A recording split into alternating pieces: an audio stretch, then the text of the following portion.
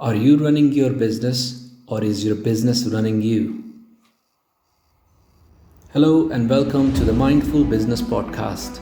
I'm Sam and this is a show for business owners and entrepreneurs that teaches you on how to apply the principles behind success coming from a high performance mindset and the core business skills that sets us apart from the world. For those who don't know me, I am Sam and I am a high performance coach for business owners and entrepreneurs. I've started my business about 5 years ago at the back of a long corporate career that helped me to understand one simple thing. That was, unless you live life at your own terms and do what you absolutely love, you will always be living with conflicts. For me, I loved combining knowledge and wisdom to create impact in people's lives. People just like me. People who are driven, who are hungry, and who believe that their future will be better than their past. This is why now I simply show other business owners and entrepreneurs a different and a healthy perspective to their growth and fulfillment by using the psychology of success along with the knowledge of core business skills. Welcome. This is the Mindful Business Podcast. Have you struggled to work on your business instead of working in your business? If yes, then that's exactly what I'm going to help you today. In fact, I will take you through a few very basic and give you 3 simple core ideas of what it means to be a business owner and things you should get in place so you don't end up becoming a slave to your own business.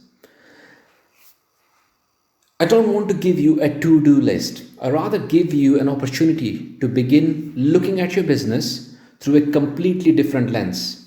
The following 3 principles for approaching your business are intended to combat the biggest mistakes most business owners make that they become an employee of their own businesses. That's what we want to do to help you with. It's your own breathing, living space. This is your own business. The quicker we can step into being or playing that role, the easier it will become for you to help grow this business. So the first core principle is put profit first. Right? The internet's filled with distractions. And if you do a to-do list, there will be things you could be doing for the next 12 to 24 months and you will still not be ready to actually create profit out of your business, right? My job is to put the first question into your head is to put profit first. As Stephen Covey said in his book, The 7 Habits of Highly Effective People, he says, begin with end in mind. Now, I know a lot of entrepreneurs preach the opposite of profit first in an effort to bring more integrity or ethics to their business. But here's a big difference between focus on profit first versus profit is all that matters. If your first thought every day isn't focused on how your business can generate revenue, increase sales, or attract more customers, well, it won't. It's as plain as simple. Because if it's not your top priority or responsibility, it's no one else's top priority or responsibility either. So finding priority is easy. Focus on the highest revenue generating activities first. Make sure you have X amount or a percentage of profit fixed on each job or task you are involved in. The success of your business literally depends on this first thing, putting profit first. Second principle, every business needs a bit of TLC. And I'm sure it's all tender loving and care as well, but I'm talking more about traffic, leads, and customers. And in that order, there is only an infinite amount of models or strategies online that you can use that can help you. Most of them out there are going to overwhelm you or confuse you. Which plan is right for you? Which plan is right for you in this stage of your business? There's so much, right? But every single business needs these 3 things right. One is traffic. It needs to generate enough traffic, needs to generate enough leads, and need to have enough customers. And you know that, and now that you know that basic thing, you also understand that it's in the success of getting traffic, leads, and customers, you will be fulfilling the first principle, which is making profit, right? So you must have at least one strategy, if not limited to generate consistent traffic to your website or footfall in the shops. You must have at least, but again, not limited to one strategy for generating new leads, turning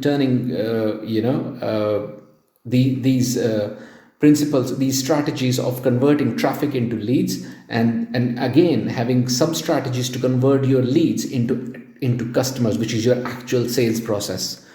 Then everything you learn and you want to implement in your business, you must measure them from these places. Will it help me increase traffic? Will it help me increase leads? Will I be attracting more customers? When you come from these places of creating more traffic right at the top of the funnel, you would have fixed a lot of the other things below, because an X amount from traffic will convert into leads. From leads, X amount of customers will become your actual paying customers. So your job is to ensure you're fixing the top of the funnel in any business and ensure that it's consistently being fed through one or multiple strategies. And final principle number 3, look at the metrics that actually matter. Now, as a performance coach, I deal with a lot of KPIs, which is key performance indicators. In there, we look at what's that 1 or 2 key essential indicators of performance in your business that directly has an impact on the sales, right? Because it's at the stage of sales when you actually make money, which is in line with our first principle, right? So when you actually change these metrics and you start to understand what affects your sales, everything else changes. This includes, again, not limited to, conversion ratios or rates, ratios that are impacting your bottom line behaviors. The best way to drive this home, let me give you an example. Let's say, I'll use the example from my own business. Let's say I do a webinar. At the end of the webinar, I offer my main sales of a program. Let's say I had 100 attendees, got 10 sales, that's 10% conversion rate. Now, if I increase that 10% conversion rate to a 20% conversion rate, I've almost doubled my sales conversion rate, right? That's right. So with 100 attendees, I've increased the sales and I'm selling 20% conversion on the sales of my product. How about if instead of 100 attendees, I increase the number of attendees but keep the same conversion rate? So if I add, let's say, I increase the attendees by 40%, that is 140 attendees. Now that's 40 more people, still with 10% conversion. And if one product goes for £1,000, with 4 more sales, I'm making £4,000 extra.